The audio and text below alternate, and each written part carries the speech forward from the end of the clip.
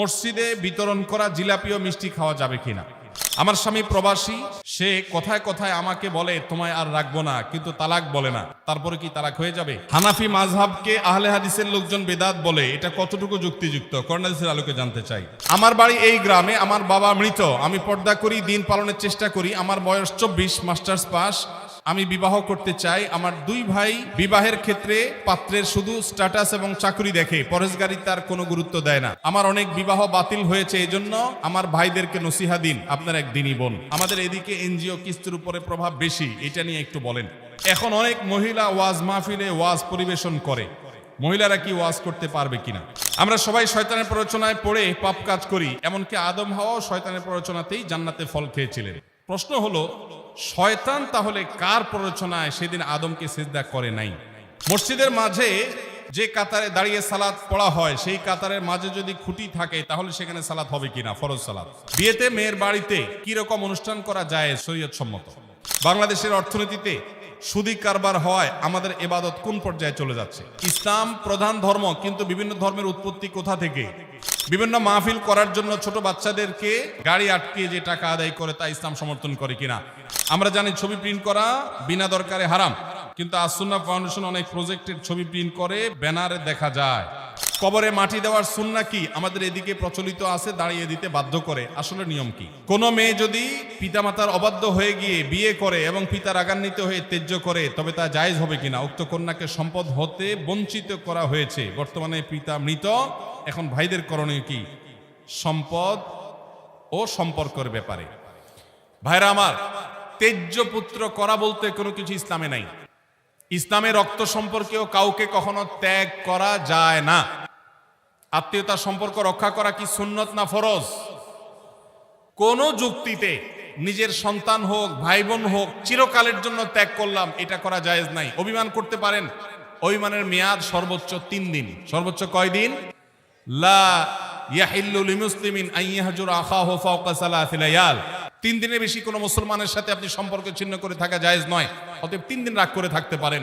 এরপর আস্তে আস্তে আপনি কথা বেশি না, আবার একটু একটু বলেন, একটু অভিমান করে থাকেন শাসনের নিয়তে, তাকে কথা না বলে থাকলেন, সেটা করতে পারেন। কিন্তু ত্যায্য করে দিলেন, সম্পদ থেকে বঞ্চিত করলেন, এ অধিকার নাই। যত বড় অন্যায় করুক, সে অন্যায় করলে আল্লাহর কাছে দায়ী হবে, তাই বলে আপনি সম্পদ থেকে বঞ্চিত করতে পারেন না। কোন বাবা যদি এটা করে যান, তার মৃত্যুর পর সন্তান ছেলেরা যারা আছেন, তারা মেয়েকে বাবা বঞ্চিত করলেও ওই সম্পদে মেয়ের যতটুকু হক আছে ততটুকু মেয়েকে ফেরত দিতে হবে, না হলে এই ভাইরাও কিন্তু গুনাহগার হবে আল্লাহর কাছে। মসজিদে বিতরণ করা জিলাপি ও মিষ্টি খাওয়া যাবে কিনা? জিলাপি বা মিষ্টির কোনো দোষ নাই ভাই, দোষ যা সব আমাদের।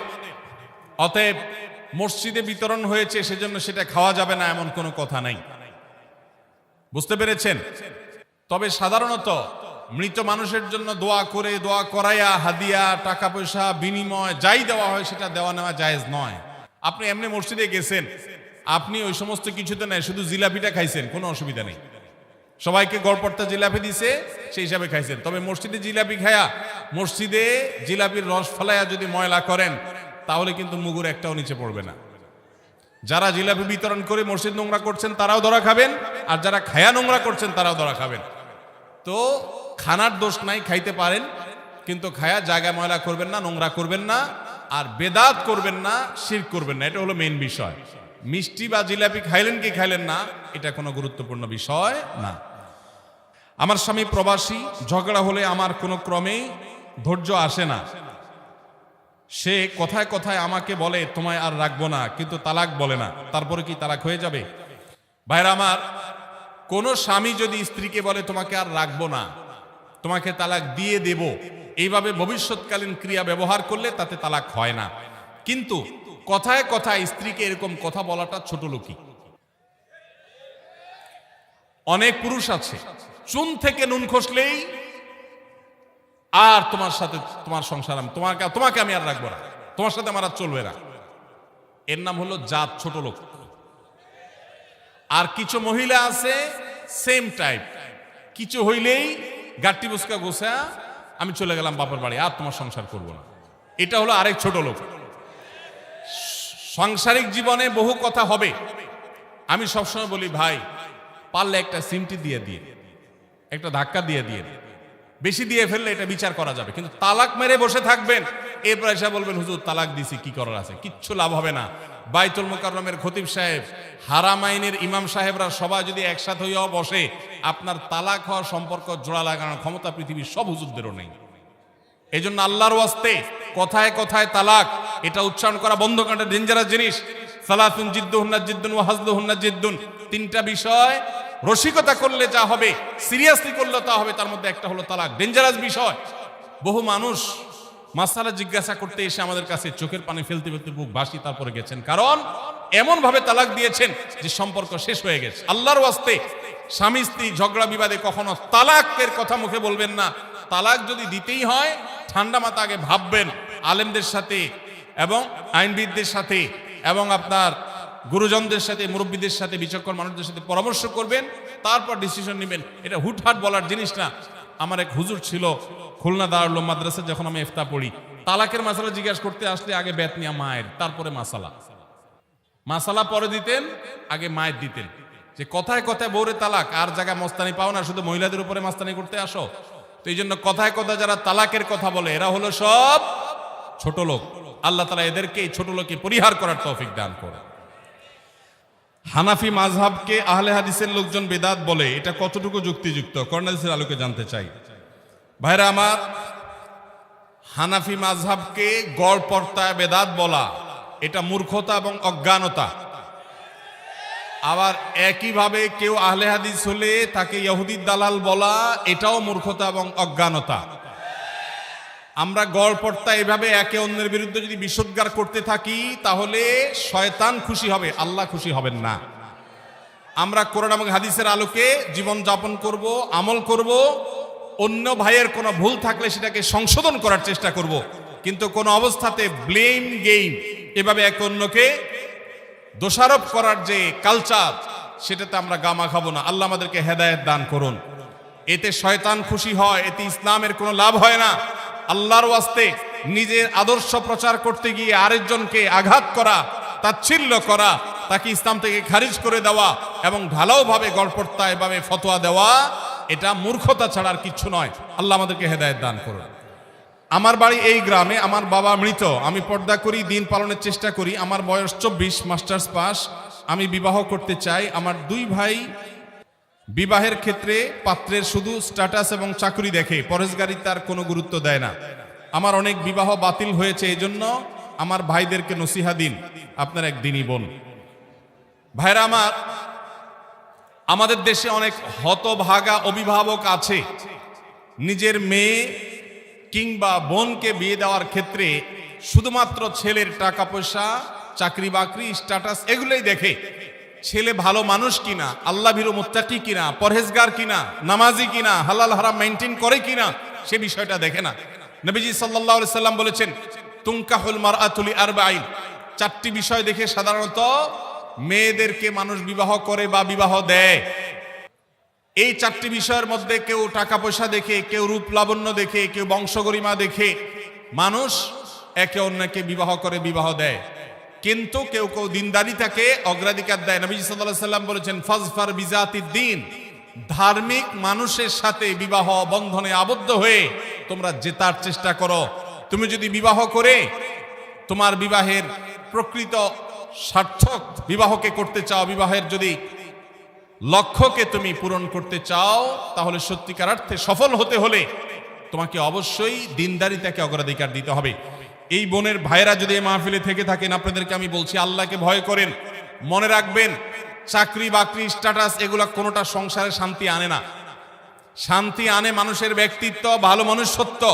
ভালো মানুষ হলে উপার্জন একটু কম হলেও, সামাজিক তথাকথিত স্ট্যাটাস একটু নিচে থাকলেও সংসার সুখের হবে। আর যদি ভালো মানুষ না হয়, যত বড় স্ট্যাটাস হোক, যত বড় চাকুরে হোক, কখনো সেখানে শান্তি আসবে না। এজন্য আল্লাহকে ভয় করেন এবং দিনদার পাত্র দেখে নিজের বোন মেয়েকে বিয়ে দিবেন। আমাদের মেয়ের বাবারা এখন আর পাত্র দেখে না, তারা টাকার বস্তার সাথে মেয়ে বিয়ে দিতে চায়। মেয়ের বাবারা এখন আর ছেলে দেখে না, তারা দেখে টাকার বস্তা। আর ছেলেরা, ছেলের বাবারাও এখন আর মেয়ে দেখে না, তারা খোঁজে আটার বস্তা, তারা ময়দার বস্তা খোঁজে, তারা ভালো মেয়ে খোঁজে না। যদি ভালো ছেলে পেতে চান, আপনার এলাকায় ফজরের নামাজের সামনের কাতারে তাকবীরে উলায় যেই যুবক নামাজ পড়ে, এই যুবককে ভালো ছেলে ধারণা করতে পারেন। আল্লাহ তাআলা আমাদেরকে দিনদারিতা এবং ধার্মিকতা দেখে বিবাহ দেওয়ার তৌফিক দান করুন। ভাইরা আমার, আমরা যদি পার্থিব জিনিস দেখে বিয়ে শাদী করি এবং দেই, তাহলে সেক্ষেত্রে আমরা কিন্তু ধরা খাবো, লাভবান হব না। এই বোনকে বলতে চাই, আপনি এলাকার আলেম ওলামা, মসজিদের ইমাম সাহেব, তাদের মাধ্যমে আপনার ফ্যামিলির লোকজনকে বোঝাবার চেষ্টা করেন। আমরাও তাদেরকে বলছি, আল্লাহকে ভয় করেন, দিনদারিতাকে অগ্রাধিকার দিবেন, অন্য কোনো কিছুকে নয়। ইনশাআল্লাহ শান্তি হবে। ঘরে ঘরে বিবাহ ভাঙছে, দাম্পত্য কলহ হচ্ছে, কারণ আমাদের কাছে এখন ভালো মানুষের চাইতে পয়সাটা বেশি দরকারি। আমাদের চাইতে এখন ভালো মানুষের চাইতে ভাবসাবটা বেশি দরকারি। কোন চাকরি করে সেটা আমরা দেখি, সে মানুষটা ভালো কিনা সেটা আমরা দেখি না। আল্লাহ আমাদেরকে হেদায়েত দান করুন। সরি, আমি আসুন্নাহ স্মল বিজনেস ম্যানেজমেন্টের 15তম ব্যাচের একজন ছাত্র। আমার প্রশ্ন হচ্ছে, আমাদের এদিকে এনজিও কিস্তির উপরে প্রভাব বেশি, এটা নিয়ে একটু বলেন। ভাইরা আমার, সুদভিত্তিক লোন গ্রামে গঞ্জে এর যে জাল বিছানো হয়েছে, এতে দরিদ্র মানুষের দারিদ্র্য দূর হোক বা না হোক, ঠিকই ওই সুদের মহাজন এনজিও গুলোর লাভ ঠিকই হয়। সুদকে আল্লাহ তাআলা হারাম করেছেন, এবং এমন হারাম করেছেন, আল্লাহর জমিনে হারামের তালিকায় সবচেয়ে ভয়ঙ্কর হারাম হলো সুদ। অন্য কোনো হারাম, শুকরের গোশত এটাও হারাম, কুকুরের গোশতও হারাম, কিন্তু এই হারামের চাইতেও ভয়াবহ হারাম হলো সুদ। সেই সুদের কারবার অনেক মুসলমান অবলীলায় করেন। তারা জানেন না আল্লাহ তাআলা আল্লাহর বিরুদ্ধে যুদ্ধ ঘোষণার শামিল বলেছেন এই সুদের কারবার করাটাকে।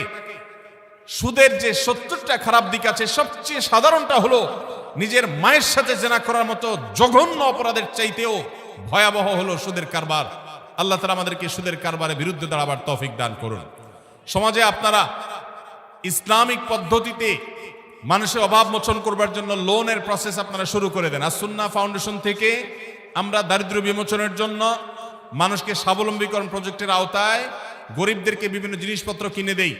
ওই জিনিসের আর কোনো ফিডব্যাক, সুদ তো পরের কথা, আসলটাও আমরা আর ফেরত নেই না, এবং বেছে বেছে দেওয়ার কারণে সেখানে মিসইউজও হয় না। আপনারা যুবকরা, আল্লাহ যাদেরকে সচ্ছলতা দিয়েছেন, তারা এলাকায় বিভিন্ন শর্তে বন্ধক রেখে রেখে হলেও লোন দিয়ে দিয়ে মানুষকে স্বাবলম্বী করার চেষ্টা করেন। এটাই হবে এই সুদভিত্তিক যে সমস্ত এনজিওগুলো লোন দিয়ে থাকে, সেগুলোর বিকল্প কার্যক্রম, সেগুলো আমাদেরকে বাড়াতে হবে। আস-সুন্নাহ ফাউন্ডেশন থেকে আমাদের স্বপ্ন আছে, আমরা অচিরে ইনশাআল্লাহ বিদিনিল্লাহ জাতীয় কাজ, মাইক্রো ফাইন্যান্স নিয়ে আমরা কাজ শুরু করব ইনশাআল্লাহ। আল্লাহ তাআলা আমাদের সবাইকে সুদের বিরুদ্ধে বিকল্প পথ বের করার তৌফিক দান করুন। এরপরে প্রশ্ন হলো, এখন অনেক মহিলা ওয়াজ মাহফিলে ওয়াজ পরিবেশন করে, মহিলারা কি ওয়াজ করতে পারবে কিনা? ভাইরা আমার, আল্লাহ তাআলা প্রত্যেককে যার যার মতো করে সৃষ্টি করেছেন, তার কাজের পরিমণ্ডলও আল্লাহ তাআলা ঠিক করে দিয়েছেন। মা বোনরা অবশ্যই নসিহত করবেন, ওয়াজ করবেন, সেটা হলো নিজেদের আঙ্গিনার মধ্যে নিজেদেরকে। কিন্তু এরকম মাইক লাগিয়ে আজকাল ভিডিও পর্যন্ত করা হচ্ছে, সেগুলো পরপুরুষের কণ্ঠে যাচ্ছে, তারা শুনছে। এই যে আল্লাহ রাব্বুল আলামিন কোরআনে কারিমে বলেছেন, মেয়েরা যখন কথা বলবে তখন তারা কথার ভিতরে কোমলতা সৃষ্টি করবে না। ওয়াজ মাহফিল কি কর্কশভাবে করা হয় না কোমলভাবে করা হয়? কোরআন তেলাওয়াত কি কর্কশভাবে করা হয় না মিষ্টি সুরে করা হয়? তাহলে একজন নারী যখন এইভাবে পরপুরুষের সামনে মাইকে ওপেন জায়গায় তিনি যখন তেলাওয়াত করবেন এভাবে, তখন সেটা অবশ্যই গুনাহের কথা। এটা ইসলাম প্রচার নয়, এটা শয়তানের প্রচার, শয়তানির প্রচার। অতএব এই ওয়াজ মাহফিল, এটা ওয়াজ মাহফিলের নামে ফিতনা।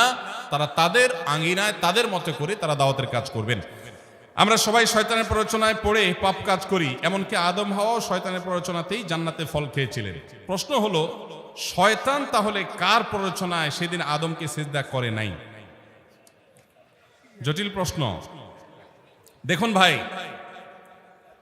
শয়তানের প্ররোচনায় আদম আলাইহিস সালাম নিষিদ্ধ গাছের ফল খেয়েছেন। আমরাও শয়তানি কাজ করি শয়তানের প্ররোচনায়। এখন প্রশ্নকর্তার প্রশ্ন হলো, তাহলে শয়তানরে কে প্ররোচনা দিছে? এর উত্তর হলো, তারেও যদি আরেকজন প্ররোচনা দেওয়া লাগে তাহলে সে শয়তান হলো কেমন? সে নিজেই তো শয়তান, তারে যদি আবার প্ররোচনা দেওয়াই লাগে তাহলে সে শয়তান হলো কেমন? ভাইরা আমার, মানুষ খারাপ কাজ শুধুমাত্র শয়তানের প্ররোচনাতেই করে না, প্রবৃত্তির তাড়নাতেও মানুষ খারাপ কাজ করে। দলিল আল্লাহ তাআলা কোরআনে বলেছেন, ইন্নান নাফসা লাআম্মারাতুম বিসসু, মানুষের প্রবৃত্তি এটা মানুষকে অনেক সময় খারাপ কাজের প্রতি নির্দেশ করে। এই যে রমজান মাসে শয়তান শেকলে বাঁধা আছে, তারপরে কি সব খারাপ কাজ বন্ধ হয়ে যাবে? তার মানে ওই যে ভেতরের যে শয়তানের দোসর, ভেতরের শত্রু যে কুপ্রবৃত্তি, সে কুপ্রবৃত্তি মানুষকে খারাপ কাজের নির্দেশ দেয়।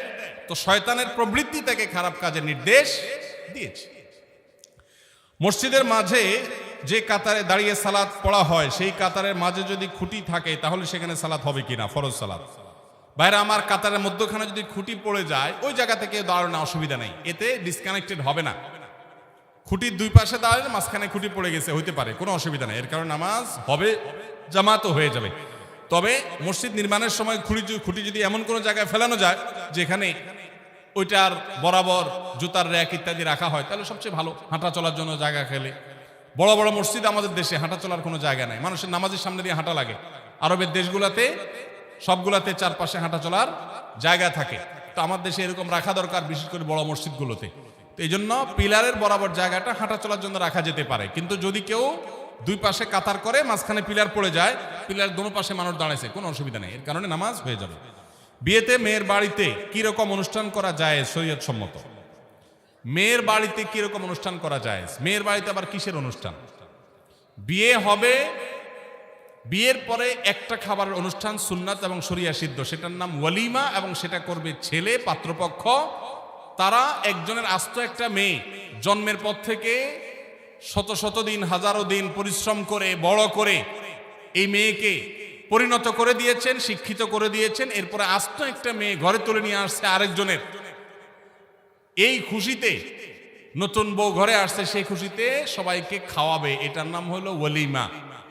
আর মেয়ের বাড়িতে বর পক্ষের লোকজন দলে দলে যে দর কষাকষি করে, না আমাদের 500 লোক হবে, না তাহলে ভাই সাহেব 400 করেন, না হলে থাক আমরা মাঝামাঝি থাকি 450 করি, এই যে দর কষাকষি করে মেয়ের বাড়িতে দলে দলে যে খাওয়া হয়, যেটার নাম আমাদের সমাজে বর যাত্রী দেওয়া হয়েছে, সেটাকে আমি বলি বরযাত্রী।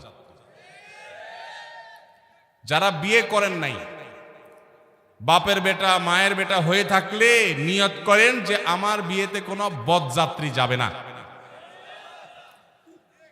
যেই বাপ মেয়েকে জন্ম দেওয়ার পর তাকে বড় করে তুলেছেন তিলে তিলে, আপনার তো বিয়ের পর শ্বশুর মশাইয়ের সামনে বসে দোজানো হয়ে বলা দরকার যে শ্বশুর বাবাজি, আপনার মেয়ে জন্ম থেকে বড় হওয়া, বিয়ে দেওয়া পর্যন্ত এর পিছনে কত লক্ষ টাকা খরচ হয়েছে, আনুমানিক একটা ফিগার বলেন। আমি গরিবের ভূত, একসাথে না হইলেও কিস্তিতে হলেও দিয়া শেষ করার চেষ্টা করব, এটা বলা উচিত শ্বশুরে।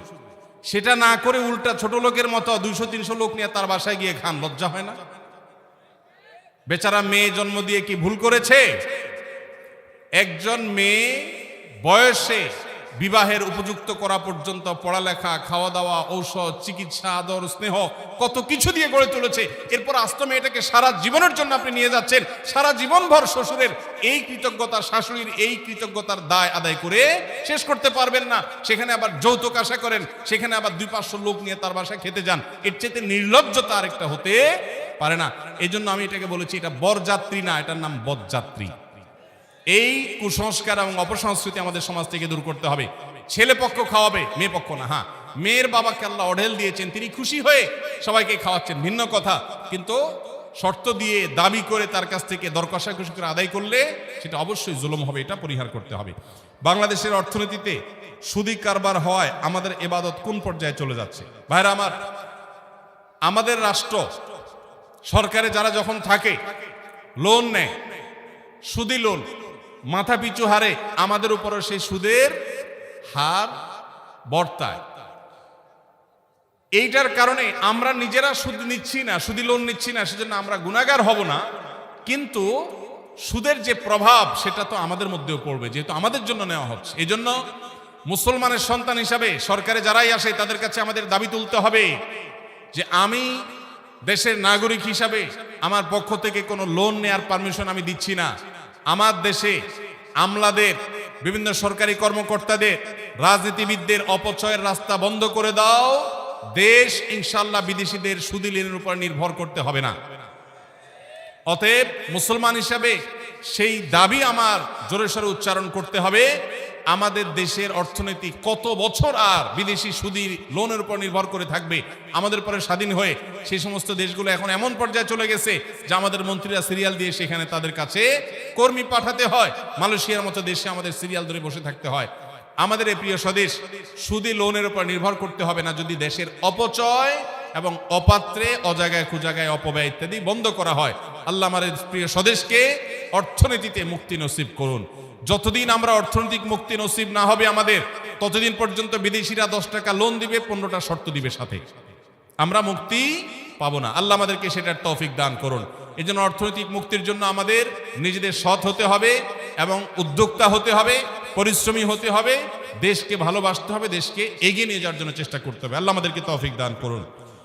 আমি একজন মেডিকেল শিক্ষার্থী, রমাদানের মধ্যেও ক্লাস ওয়ার্ড ডিউটি চলে, আমলের তেমন সুযোগ পাই না, আমার করণীয় কি? পুনশ্চ বর্তমান পরিস্থিতিতে ক্লাসে বা বাইরেও চোখের হেফাজত করা কঠিন।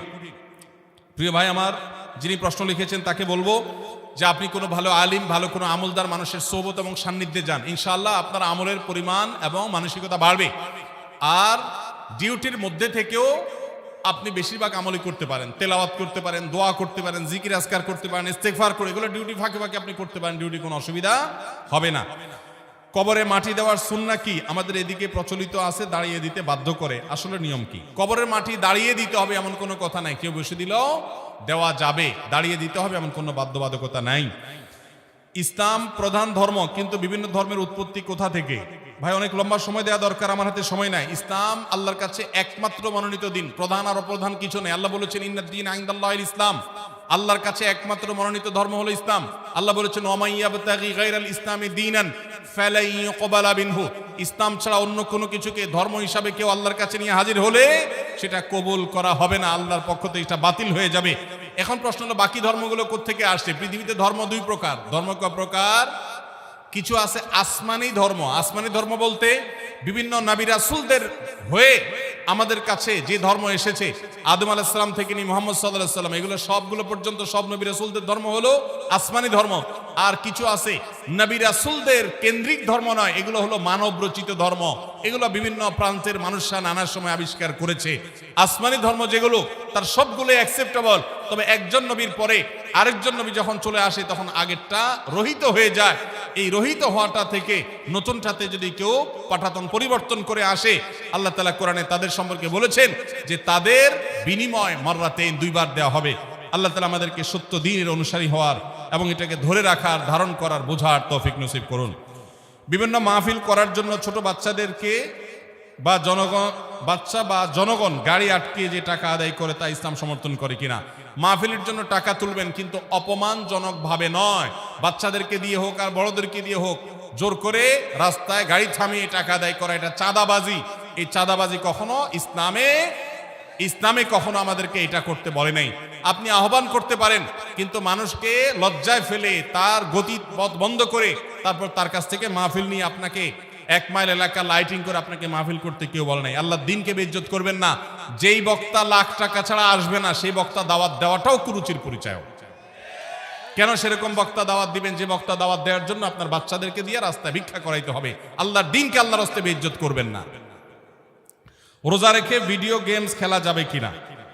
আজ জিনিস খুঁজে পেলেন না ভাইরা আমার। ভিডিও গেমস এটা কি আমাদের স্বাস্থ্যের জন্য ভালো না খারাপ? ভিডিও গেমস খেলে কি আমাদের দুনিয়ার লাভ হয় কোনো? আমাদের মাইন্ড ফ্রেশ হয় না, বরং আরো মাইন্ড নষ্ট হয়। তো এই জন্য আল্লাহ তাআলা আমাদের জন্য সেটাকে নিষেধ করেছেন, যেটা আমাদের দুনিয়ার কোনো কল্যাণ নাই, আখিরাতের কোনো কল্যাণ নাই, অনর্থক কাজ। ওয়াল্লাযীনা হুম আনিল লাগবি মুরিদুন, সফল ইমানদারদের একটা বৈশিষ্ট্য হলো তারা অহেতুক অনর্থক কাজ থেকে বিরত থাকে। এটা এমনিতেই নাজায়েজ কাজ, আর সেখানে রমজান মাসে যদি হয় সেটা তো আরো ডাবল নাজায়েজ হবে, গুনাহ হবে। এই জন্য রমজান মাসে আল্লাহর ওয়াস্তে সময় নষ্ট করবেন না। অনেকে টাইম পাস করার জন্য ভিডিও গেমস খেলে, কোরআন তেলাওয়াত করেন, কোরআন তেলাওয়াত শুনেন, বিভিন্ন ভালো ভালো কাজ আছে, 27টা আমলি কর্মসূচি আমরা দিয়েছি, সেগুলো করেন, যথেষ্ট। এগুলো আমাদের দেওয়া না, কোরআন হাদিসের আলোকে। বিধায় ভিডিও গেমস খেলা রোজাদার অবস্থায় জায়েজ হবে না। প্রিয় ভাইরা আমার, আমরা জানি ছবি প্রিন্ট করা বিনা দরকারে হারাম, কিন্তু আসুন্নাহ ফাউন্ডেশন অনেক প্রজেক্টের ছবি প্রিন্ট করে ব্যানারে দেখা যায়। ভাইরা আমার, আসুন্নাহ ফাউন্ডেশন ব্যানারে যদি কোনো ছবি থাকেও সেই ছবি প্রথমত ব্লার থাকে, দ্বিতীয়ত এত ছোট থাকে ওইটার কোনো কিছু স্পষ্ট কোনো মানুষের অবয়ব চেহারা পরিষ্কার বুঝার কোনো উপায় থাকে না। এটুকু আমি দায়িত্ব নিয়ে বলতে পারি, কারণ ফাউন্ডেশনের প্রত্যেকটা প্রচারণাতে এই জিনিসগুলো মেনটেন করে করা হয় আলহামদুলিল্লাহ। এরপরও যদি কোনোটা অসতর্কতা বশত হয় অবশ্যই আমাদেরকে জানাবেন, আমরা ব্যবস্থা গ্রহণ করব। কোনো প্রয়োজন ছাড়া একান্ত নিরুপায় না হয়ে পাসপোর্টের জন্য ছবি তুলেছেন, আইডি কার্ডের জন্য ছবি তুলেছেন, একান্ত নিরুপায় ছাড়া এরকম ভাবে যেন তেনভাবে ছবি তোলা এবং সেটা প্রিন্ট করা। ছবি তোলা যা ফটোগ্রাফিক্যাল ছবি একটা হলো যে সফট কপি আছে মোবাইলের মধ্যে, এটা এক জিনিস, কিন্তু আপনি প্রিন্ট করেছেন প্রয়োজন ছাড়া সেটা কিন্তু জায়েজ নয়। আজকাল অনেক মাহফিলে বক্তাদের ছবি প্রিন্ট করে পোস্টার বানানো হয়। আমাদেরও ছবি কোথাও কোথাও মানুষ করে আমাদের অনুমতি ছাড়া, আমরা দেখলে সেটা প্রতিবাদ করি এবং সেটাকে খোলার ব্যবস্থা করি। আল্লাহ আমাদেরকে হারাম থেকে বেঁচে থাকার তৌফিক দান করুন, সন্দেহযুক্ত বিষয়কে আল্লাহ আমাদের বর্জন করার তৌফিক দান করুন। অনেক ইউটিউবার আছেন এখানেও যারা ওয়াজের সাথে বিভিন্ন মিউজিক লাগিয়ে দেন, তাদের উদ্দেশ্যে কিছু নসিহা করবেন। ইউটিউবার ভাইরা, এটা তো তোমরা ছাড়বা না, তোমাদের বিরুদ্ধে প্রশ্ন এসে গেছে। অনেক ইউটিউবার ভাইরা ওয়াজ মাহফিলের রেকর্ড করতে আসে, মাহফিলে এসেও নামাজ পড়ে না। আমি ইউটিউবার ভাইদেরকে বলবো, তোমাদের আল্লাহকে সবচেয়ে বেশি ভয় করা উচিত। প্রিয় ভাইরা, ছোট ভাইরা যারা আছো তোমরা তাদেরকে বলছি, যারা বড় ভাইরা আছেন তাদেরকে বলছি, আপনাদের আল্লাহকে বেশি ভয় করা উচিত। কেন? কারণ যত ওয়াজ আপনারা শুনছেন, এই মাহফিলের উপস্থিত দর্শকরা এত ওয়াজ শুনে নাই। প্রত্যেক মাহফিলে মাহফিলে সব হুজুরের ওয়াজ আপনারা মুখস্থ, এরপরও যদি আপনারা আমল না করেন তাহলে পরিণতি কি হতে পারে একমাত্র আল্লাহ তাআলা ভালো জানেন। এজন্য আল্লাহকে ভয় করেন। ওয়াজের ভিডিও ক্লিপের মধ্যে আবার মিউজিক লাগাই দেন, শুধু সেটা প্রতিদিন ইউটিউবে দেখি। আমার ভিডিও থাম্বনেল লাগাই দিছি এমন এক নোংরা যে ওটা ধারে কাছেও ভিতরে কিছু নাই, কিন্তু উপরে উল্টাটা লাগাই দিছি।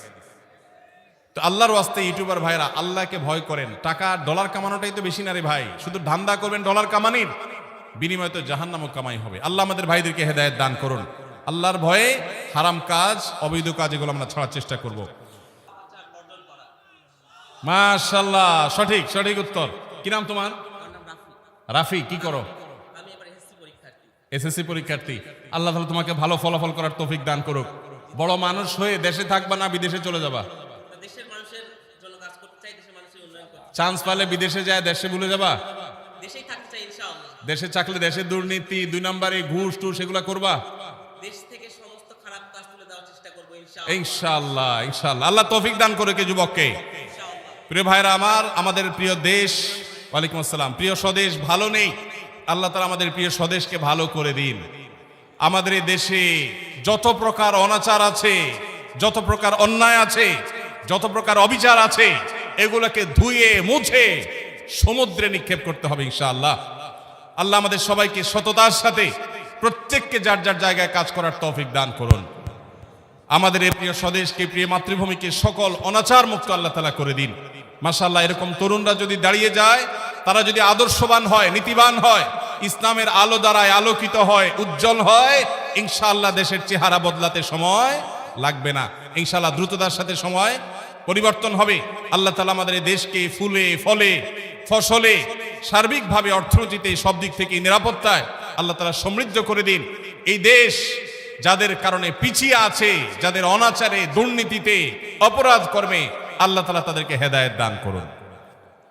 27টা শুনাইতে গিয়া যদি সময় নষ্ট করেন, আমার শুনাইতে না পারেন, 5টা শোনানোর পরে 10টা শোনার পরে কোতাকুতি করেন, তাহলে পানিশমেন্ট কি হবে আগে সেটা ঠিক করেন। শুনাইতে পারলে পুরস্কার, বই পাবেন, 27 আমলের বই পাবেন ফ্রি। চেষ্টা করি বলতে কনফিডেন্ট আছে কিনা? হ্যাঁ, অন্ধ মানুষ। আচ্ছা, তাহলে এই ভাইকে প্রায়োরিটি দেই। এই যে আমাদের অন্ধ ভাই, আপনি বলেন দেখি, একটু একটু সবাই একটু নীরব হই, অন্যদেরকে সুযোগ দেব। কোন কর্টলেস থাকলে এই মাইকটা দেন না ওনার হাতে। এই যে মাইকটা সাউন্ড আছে না, এটা একটু দেন না, বেচারা অন্ধ মানুষ, ওনাকে একটু দেন। মাশাআল্লাহ। এটা আছে, যেটা আছে দিলেই হয়। ভাই একটু নীরব হয়, একটু নীরব হয়। জি বসেন, মনোহর ভাই বসেন। হ্যাঁ না, আপনি দাঁড়ান, আপনি দাঁড়ায় বলেন ভাই। হ্যাঁ জি, বিসমিল্লাহ। আসসালামু আলাইকুম ওয়া রাহমাতুল্লাহি ওয়া বারাকাতুহু। ওয়ালাইকুম আসসালাম রহমতুল্লাহ বরাকাত। আমরা হযরতের মুখ থেকে 27টি আমল শুনেছি রমজান বিষয়ে। আমি আপনাদের সামনে 27টি আমল বলার চেষ্টা করছি ইনশাআল্লাহ। মাশাআল্লাহ। 1 নাম্বার আমল রমজানের চাঁদ দেখা। জি 2 নাম্বার আমল রমজানে রোজা রাখা। 3 নাম্বার আমল রমজান মাসে রাত্রি জাগরণের তারাবি করা। জি 4 নাম্বার আমল সাহরি করা। 5 নাম্বার আমল সাহরি শেষ সময়ে সাহরি করা। 6 নাম্বার আমল ইফতার করা। 7 নাম্বার আমল তাড়াতাড়ি ইফতার করা। মাশাআল্লাহ 8 নাম্বার আমল ইফতারের দোয়া করা। মাশাআল্লাহ 9 নাম্বার আমল সাহরি ও ইফতারে খেজুর খাওয়া। মাশাআল্লাহ 10 নাম্বার আমল সকল ধরনের পাপাচার থেকে নিজেদেরকে বিরত রাখা। মাশাআল্লাহ 11 নাম্বার আমল অধিক পরিমাণে দোয়া করা। 12 নাম্বার আমল মিথ্যা কথা এবং কাজ থেকে বিরত থাকা। মাশাআল্লাহ 13 নাম্বার আমল বিভিন্ন ধরনের অশ্লীলতা, বেহায়াপনা, ঝগড়া বিবাদ থেকে রমজান মাসে বিরত থাকা। মাশাআল্লাহ 14 নাম্বার নেক আমল করা, বেশি বেশি ভালো আমল করা। মাশাআল্লাহ 15 নাম্বার ইস্তেগফার করা। 16 নাম্বার রোজাদার ব্যক্তিকে ইফতার করানো, যেটা আমাদের সমাজে খুবই কম। 17 নাম্বার পবিত্র কোরআনুল কারীমকে তেলাওয়াত করা। 18 নাম্বার পবিত্র কোরআনুল কারীম শুধু তেলাওয়াত করা না, পরস্পরের মধ্যে তেলাওয়াত শোনাশুনি করা। মাশাআল্লাহ 9 নাম্বার দান সদকা করা। 19 নম্বর। এরপরে 20 নাম্বার 19 নাম্বার দান সদকা এবং 20 নাম্বার হচ্ছে তাহাজ্জুদের সময় ভোর রাত্রে উঠে নিজের জন্য এবং সবার জন্য দোয়া করা। সঠিক। 21 নাম্বার ওমরা করা। 22 নাম্বার এটা বেশি গুরুত্বপূর্ণ, পবিত্র রমজান মাসের শেষ দশকে ইতিকাফ করা। 23 মাশাআল্লাহ নাম্বার পবিত্র মাহ রমজানের শেষ দশকে আমলের মাত্রাকে বৃদ্ধি করা। মাশাআল্লাহ 24 নাম্বার রমজানের শেষ দশকে ঈদের শপিং আনন্দ উল্লাস ভুলে পরিবার পরিজনকে ডেকে তুলে বেশি থেকে বেশি আমল করা। মাশাআল্লাহ 25 নাম্বার পবিত্র মাহ রমজানের শেষ দশকে লাইলাতুল কদরকে সন্ধান করা। 26 নাম্বার পবিত্র মাহ রমজানের শেষ দশকে লাইলাতুল কদরের একটি স্পেশাল দোয়া, যেটা আল্লাহুম্মা ইন্নাকা আফুউন তুহিব্বুল আফওয়া ফাফু আননি, এই দোয়াকে বেশি থেকে বেশি করা। এবং 27 নাম্বার পবিত্র যে ফিতরার যে বিধান আমাদের উপর, আল্লাহু আকবার, নারায়ে তাকবীর, নারায়ে তাকবীর। মাশাআল্লাহ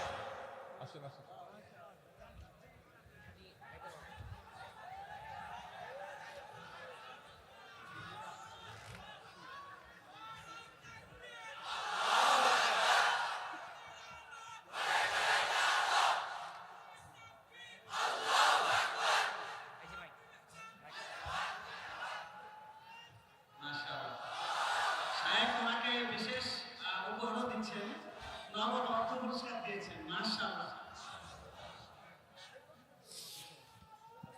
মাশাআল্লাহ মাশাআল্লাহ। কি নাম ভাই আপনার? ওনাকে মাইকটা দেন একটু।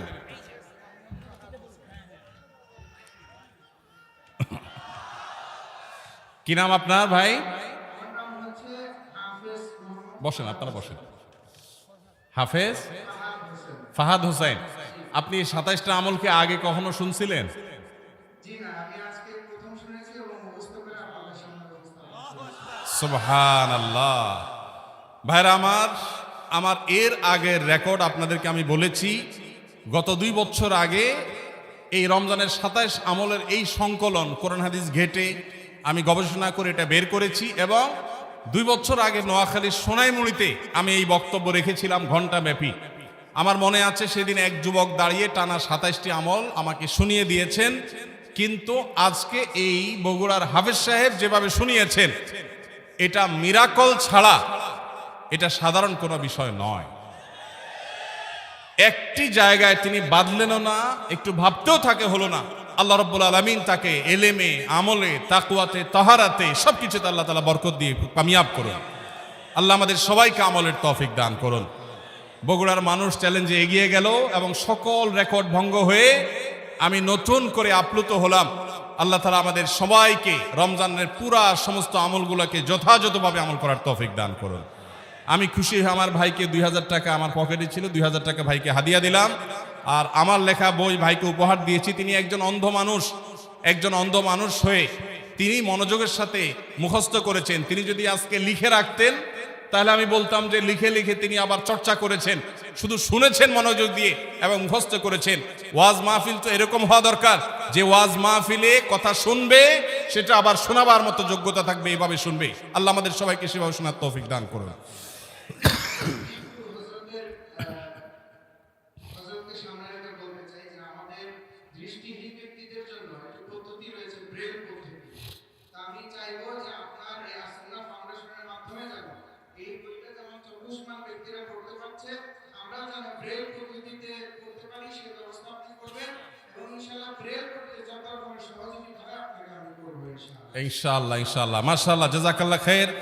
ভাইয়ের আবেদন আমরা ইনশাআল্লাহ বিদিনিল্লাহ বিবেচনা করব। আল্লাহ চাহেন তো যে অন্ধ ভাইদেরকে জন্য, অন্ধ বোনদের জন্য, অন্ধ মানুষদের জন্য আমরা দেখি আসন্না ফাউন্ডেশন দিয়ে কিছু করা যায় কিনা। জাযাকাল্লাহ খায়ের, ধন্যবাদ আপনাকে, আপনি বসেন। ভাইরা আমার, বাকি যুবক আর কে কে শুনতে পারবেন? কিন্তু আমাদের তো প্রশ্নোত্তর আরো কাজ আছে।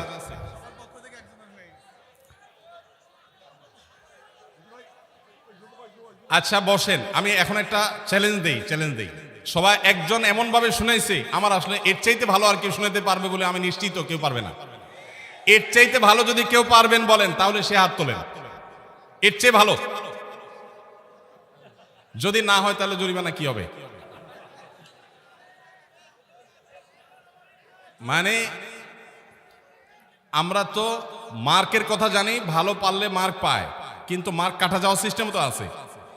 উল্টা মার্ক হবে, বলেন না পারলে কি হবে? আচ্ছা একজন দাঁড়াইছে, যে কয়জন চ্যালেঞ্জ নিতে পারবে তারা না পারলে উল্টা জরিমানা। কিন্তু আর কে আছে জরিমানা নিয়ে শুনাইতে পারে এরকম কয়জন আছে? দাঁড়ান, আপনি, এই দুজন আছে। আপনারা চ্যালেঞ্জ নিতে পারবেন যে 27টা শোনাবেন, আপনারা চ্যালেঞ্জ নিচ্ছেন, আপনিও চ্যালেঞ্জ নিচ্ছেন।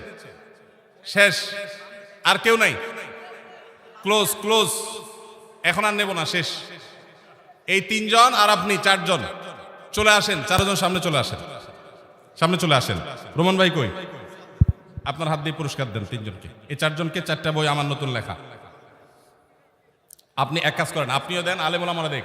মাওলানা আলী হাসান তৈয়ব বগুড়ার ছেলে, দাঁড়ান। মুফতি মনোয়ার ভাই বগুড়ার মানুষ, আপনি 2টা দেন, আলেমরা 2টা দেন। এই ভাইদের যে কনফিডেন্ট আছে, এই কনফিডেন্টের জন্য তাদেরকে উপহার দিচ্ছি। তাদের শোনানো লাগবে না, এমনিতে এখানে চলো, সেখানে চলো ভাই, উপরে আসা লাগবে না। এখানে যুবক, ও মাশাআল্লাহ, এখানে চলে আসো, এখানে মাশাআল্লাহ। হ্যাঁ, মুফতি মনোয়ার ভাই একজনকে দেন।